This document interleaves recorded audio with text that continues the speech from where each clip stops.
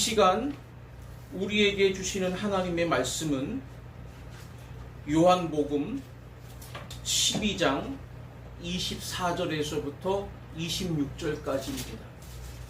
제가 받들어 봉독합니다. 내가 진실로 진실로 너희에게 이르노니 한 알의 밀이 땅에 떨어져 죽지 아니하면 한 알 그대로 있고 죽으면 많은 열매를 맺느니라. 자기의 생명을 사랑하는 자는 잃어버릴 것이요 이 세상에서 자기의 생명을 미워하는 자는 영생하도록 보존하리라. 사람이 나를 섬기려면 나를 따르라. 나 있는 곳에 나를 섬기는 자도 거기 있으리니 사람이 나를 섬기면 내 아버지께서 그를 귀히 여기시리라. 아멘.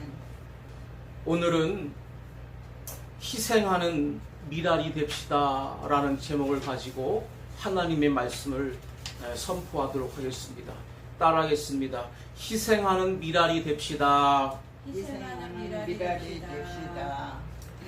희생의 사전적 정의를 사전을 찾아서 보니까 이렇게 나와 있어요. 다른 사람이나 어떤 목적을 위해 자신의 목숨, 재산, 명예, 이익 따위를 바치거나 버리는 것이라고 이렇게 나와 있습니다. 희생이라는 단어가 숭고하지만 그래서 때로는 무겁게 느껴지기도 하지만 이처럼 누군가의 소중한 것을 제물 삼아 이루어지는 일이라는 과정이기 때문에 이 희생이라는 단어가 또 숭고하기도 하고 때롭게 무겁게 느껴지기도 합니다. 미국의 수도 워싱턴 DC에 가면 한국전 참전 용사 기념공원이 있지요. 거기 보면 비석에 이런 문구가 있습니다. Freedom is not free 라고 되어 있죠. 자유는 공짜가 아니다 라는 뜻입니다. 이름도 알지 못하고 한 번도 만난 적이 없었던 대한민국, 그 나라를 위해서 미군과 유엔군이 6.25 전쟁터에서 대한민국을 위해 목숨을 바쳤다는 겁니다. 또 대한민국의 수많은 군인들이 나라를 위해서 초계와 같이 목숨을 던졌습니다. 이러한 한국전쟁의 비극 속에서 참전 용사들의 피와 땀, 이러한 숭고한 희생정신이 있었기 때문에 우리는 자유라고 하는 선물을 얻게 되었고 또 이 나라가 또 민주주의 국가로 발전할 수가 있었고 그 나라에서 우리는 지금도 행복하게 살아가고 있는 것입니다. 오늘 본문에 예수님은 씨의 원리를 가지고 복음을 설명하셨고 예수님이 친히 미랄이 되심으로 십자가에 죽으사 많은 영혼들을 구원하실 것임을 비유로 가르쳐 주신 말씀입니다. 그러면서 또한 우리들에게도 미랄의 삶을 살라고 가르쳐 주시는 말씀이기도 합니다. 미랄의 삶이란 한마디로 말하면 희생하는 삶이라는 것입니다. 우리 믿음의 선조들 중에도 이미 미랄의 삶을 살다가 간 사람들이 많이 있습니다. 아프리카의 성자 리빙스턴과 또 슈바이처, 또 우리나라에는 장기려 박사님과 또 김용기 장로님 같은 분들, 또 토레이 신부님 같은 분들이 계시죠. 이 밖에도 열거하기가 어려울 정도로 많은 미랄의 삶을 살다가 가신 분들이 너무나도 많습니다. 오늘 우리가 이 귀한 말씀을 좀 귀담아 잘 듣고 좀 깨달아서 희생하는 미랄의 삶을 살아낼 수 있는 저와 여러분들 되시기를 간절히 소원합니다. 세 가지로 말씀을 상고합니다. 첫 번째는 24절에 보면 희생의 필요성에 대해 말씀하셨습니다. 따라하겠습니다. 희생의 필요성. 희생의 필요성. 본문 24절에 보면 우리 다 같이 함께 읽겠습니다. 시작. 내가 진실로 진실로 너희에게 이르노니 한 알의 밀이 땅에 떨어져 죽지 아니하면 한 알 그대로 있고 죽으면 많은 열매를 맺느니라. 아멘. 밀이 땅 속에서 썩지 않으면 거기서는 다른 밀은 결코 수확될 수가 없다는 말입니다. 이것은 너무나도 당연한 자연 법칙이지요. 그러면서 영적으로는 하나의 밀이 반드시 희생이 되어야만 다른 많은 밀이 생산된다는 이러한 희생의 필요성을 설명해 주고 있는 말씀인 것입니다. 예수님도 인류의 죄값을 누군가는 갚아야 주어야 되겠기에 그래야 인류가 구원받을 수 있기 때문에 예수님 자신이 스스로 희생제물이 되어 주셔서 인류의 생명이 구원받게 된 줄로 믿으시기를 바랍니다. 그러므로 예수님의 십자가는 뭐다? 바로 희생된 미랄이었다는 겁니다. 또한 예수님은 우리들에게도 희생을 요구하십니다. 우리가 희생되어야 우리를 통해 더 많은 귀한 열매를 맺혀질 수가 있기 때문에 그렇습니다. 가정도 마찬가지입니다. 한 가정이 아름다운 천국 공동체로 온전히 세워지려면 부부는 부부대로 희생해야 되고 부모는 또 자식에게 희생해야 되고 자식은 나중에 또 그 부모를 위해서 희생할 각오를 가져야 그 가정이 아름다운 가정, 아름다운 가문으로 번성하고 창대해지는 것입니다. 그런데 이러한 희생이 쏙 빠지고 그냥 상대방에게서만 자꾸 얻으려고만 하니까 가정이 자꾸 불화가 생기고 싸움이 일어나고 가정이 깨지고 그래서 결국 가정이 파탄나 해산되는 집들이 얼마나 많이 생기는지 우리 많이 보시잖아요. 그렇죠? 이걸 우리가 반드시 기억해야 된다는 겁니다. 이런 일이 발생하지 않도록. 교회도 마찬가지입니다. 교회의 머리는 예수 그리스도시고 교회는 그리스도의 몸이기 때문에 그리스도의 몸된 교회를 아름답게 세워가려면 희생과 헌신이 따르는 법입니다. 희생과 헌신 없이 세워지는 교회는 이 지구상에 한 교회도 없습니다. 다 성도들의 눈물 어린 땀과 희생과 그 헌신, 기도로 성전이 세워지는 것이지 그냥 뭐 하루아침에 성전이 뚝딱 이루어지는 게 아니다 그 말입니다.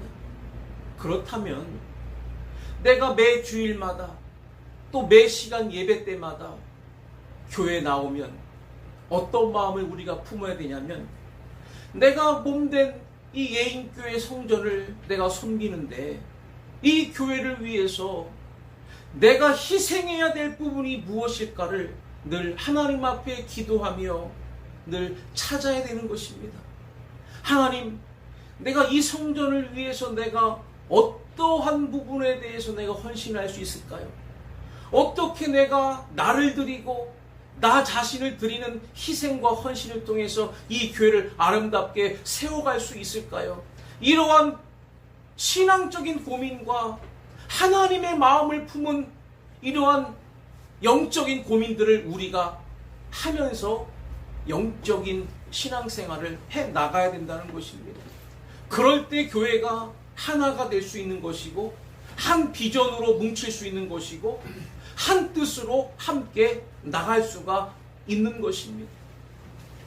나를 드리고, 나의 시간을 드리고, 나의 물질을 드리는 이러한 희생과 헌신이 있을 때 주님의 몸된 성전이 아름답게 세워져 나가게 된다는 것을 꼭 깨달으시기를 바랍니다. 오병이어의 풍성한 기적도 점심 도시락을 바치는 한 어린아이의 헌신이 있었기 때문에 가능했던 것처럼, 주께 아끼지 않는 자들을 통해 주님은 일하시는 것입니다. 주님께 아낌없이 드리는 자를 통하여 하나님 나라를 이루어 가시는 거예요. 희생 없이는 그 어떤 열매도 맺혀질 수가 없어요. 여러분들 한번 생각해 보세요. 희생 없이 뭔가 결과물이 얻어지는 게 있나요? 공부 안 했는데 어떻게 좋은 점수 맞을 수가 있겠어요? 없어요. 씨를 뿌린 만큼 열매가 맺혀지는 것이고, 내가 하나님 앞에 기도를 드린 만큼 하나님이 그 기도에 귀를 기울여 주시고 응답해 주시는 거예요. 하루아침에 뭐 천지개벽이 일어나고 이러는 게 아니라는 거죠. 여러분들, 우리는 내 마음속에 주님을 모시고 살아가는 그리스도인들입니다. 내 마음에 정말 예수가 살아있다면, 내 안에 살아계신 예수를 내가 모시고 있다면, 어떻게 인생을 살아가는 것이 과연 그리스도인다운 모습인지, 하나님이 진정 원하시는 모습인지 우리가 바로 알고, 희생 없이는 열매 없다는 것을 우리가 철저하게 깨닫고, 우리 모두가 남아있는 나의 인생 가운데에서도 희생의 미랄이 되는 삶을 살아낼 수 있는 그러한 놀라운 복된 주인공들 되시기를 간절히 바랍니다. 두 번째는 25절에 보면 희생의 방법을 말씀했습니다. 따라하겠습니다. 희생의 방법. 희생의 방법. 25절을 우리 같이 읽겠습니다. 시작. 자기의 생명을 사랑하는 자는 잃어버릴 것이요, 이 세상에서 자기의 생명을 미워하는 자는 영생하도록 보존하리라. 아멘.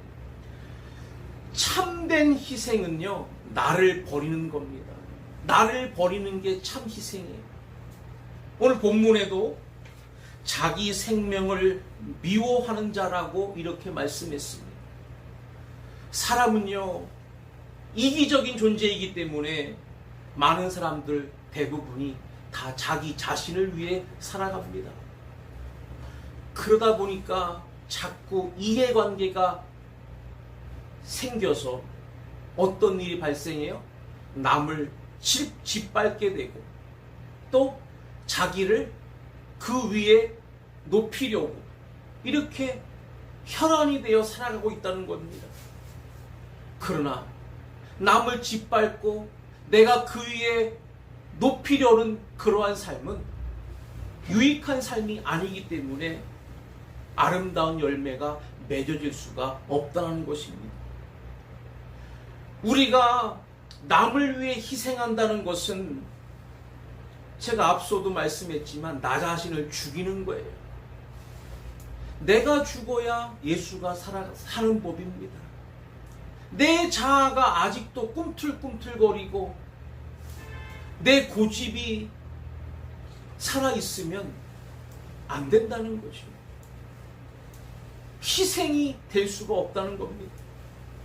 나 자신의 욕심과 그리고 명예와 영달, 권세, 부요를 죽여야만 남을 위해 희생할 수가 있다는 것을 꼭 깨달으시기를 바랍니다.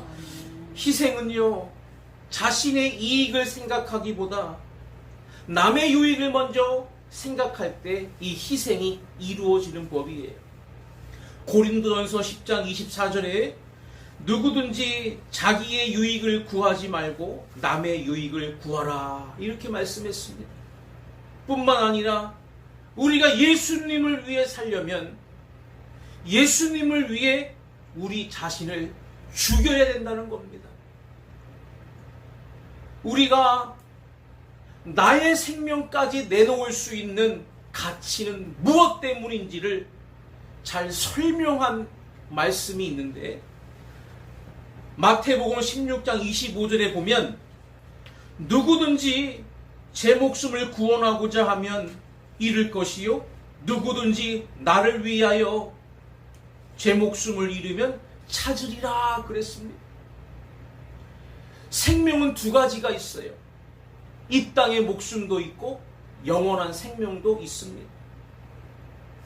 너희가 이 땅에서의 목숨을 더 영원한 생명을 위해서 잃어버리면 그 영원한 생명, 영생을 얻지만 너희들이 이 땅에서의 목숨이 아까워서 그걸 지키려고 바둥바둥 된다면 오히려 영원한 생명을 잃어버리게 된다는 것입니다.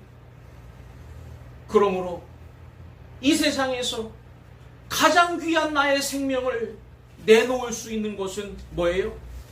왜 그런 생명을 내놓을 수가 있는 거예요?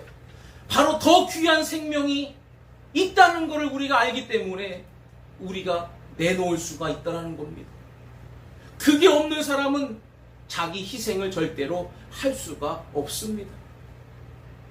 우리들이 예수님을 본받는 자라면 진정 예수를 닮아가는 그리스도인이라고 한다면 나의 만족과 유익이 아닌 남의 유익을 보다 먼저 생각하는 삶을 살아가야 된다는 것을 꼭 깨달으시기를 바랍니다. 마지막 세 번째는 26절에 보면 희생의 가치에 대해 말씀하고 계십니다. 따라하겠습니다. 희생의 가치. 희생의 가치. 26절을 우리 다 같이 읽겠습니다. 시작. 사람이 나를 섬기려면 나를 따르라. 나 있는 곳에 나를 섬기는 자도 거기 있으리니 사람이 나를 섬기면 내 아버지께서 그를 귀히 여기시리라. 아멘. 참된 희생에는 반드시 귀한 열매가 맺혀집니다. 먼저 주를 위해 우리가 희생적인 삶을 살면 주께서 후에 주님의 영광을 우리에게 함께 누리시겠다고 말씀했습니다. 나를 섬기는 자도 거기 있으리니 말씀하셨잖아요. 나를 섬겼던 자도 나와 함께 영광을 누릴 자가 돼서 거기에 함께 있겠다는 거예요. 아브라함은 조카 롯을 위해 자기 자신을 희생했습니다. 롯이 선택한 곳에 반대 방향을 얻었지요. 그러나 결국 어떻게 됐어요? 희생한 아브라함은 롯이 선택한 반대편의 땅을 갖게 되었음에도 오히려 번성하고 창대해져서 그 후손들이 가나안 땅을 차지하게 되는 영광을 누렸지만 반대로 롯은 소돔 땅에서 멸망당하는 인생을 자초하고 말았다는 겁니다. 마태복음 19장 29절에 또 내 이름을 위하여 집이나 형제나 자매나 부모나 자식이나 전토를 벌인 자마다 여러 배를 받고 또 영생을 상속하리라 이렇게 말씀하셨고요. 디모데후서 2장 10절에도 그러므로 내가 택함 받은 자들을 위하여 모든 것을 참음은 그들도 그리스도 예수 안에 있는 구원을 영원한 영광과 함께 받게 하려 함이라 이렇게 말씀했습니다. 교회에 새 신자가 나왔어요. 이제 예수를 믿어보려고 교회 나왔어요. 그러면 우리가 그 영혼을 위해서 믿음이 잘 자랄 수 있도록 온전한 그리스도인으로 세워질 수 있도록 한 사람을 붙여주죠. 멘토를 붙여줘요. 영적인 멘토를 붙여주는데 그 영혼과 함께 믿음의 규제를 잘 이뤄나가라는 거예요. 그런데 그 영혼을 우리가 살리고 구원해내려면 어떻게 되겠어요?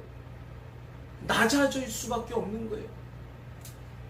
낮아져서 그 영혼을 섬길 때 그 영혼과 함께 마음의 동화가 이루어져서 복음이 들어가게 되고 사랑이 깨달아지게 되고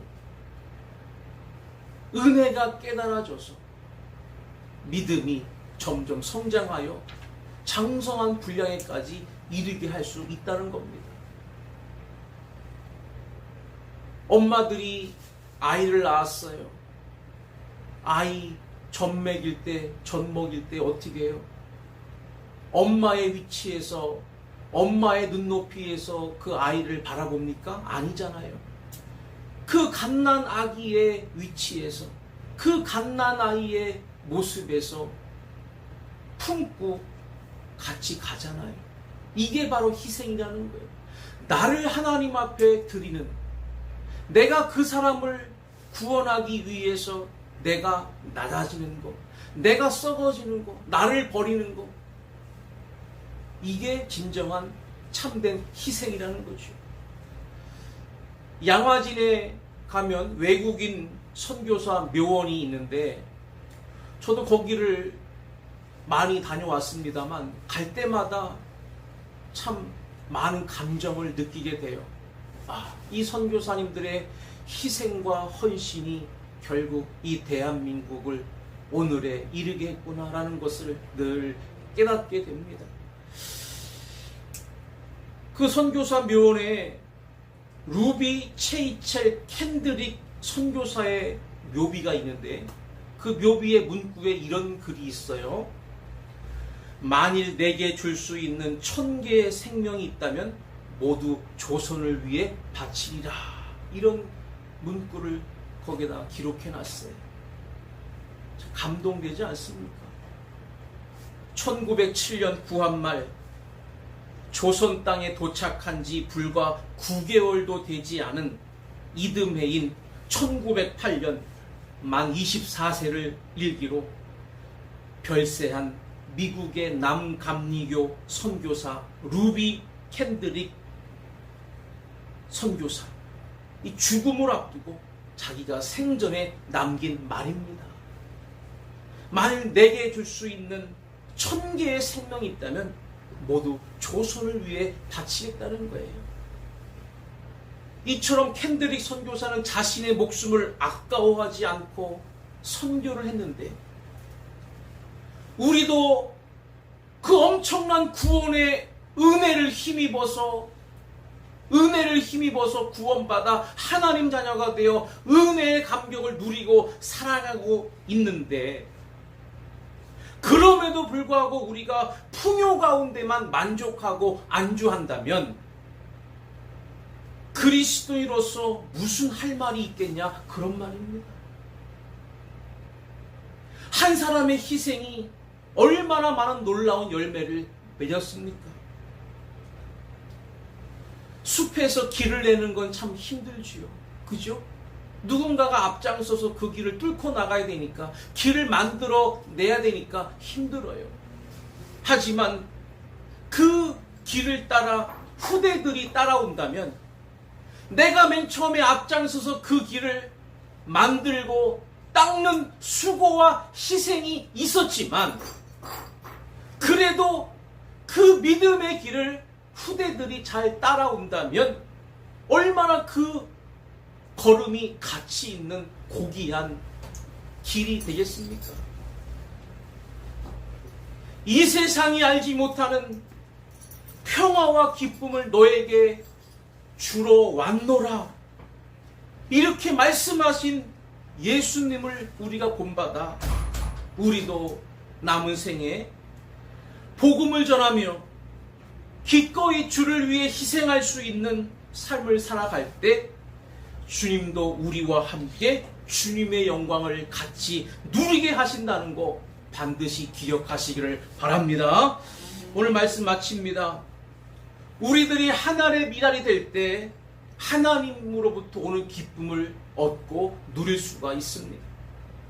주님을 본받는 진정한 희생을 통해 우리의 삶에도 이러한 영적인 수많은 열매들이 맺어가는 저와 여러분들 되시기를 주의 이름으로 간절히 축원합니다.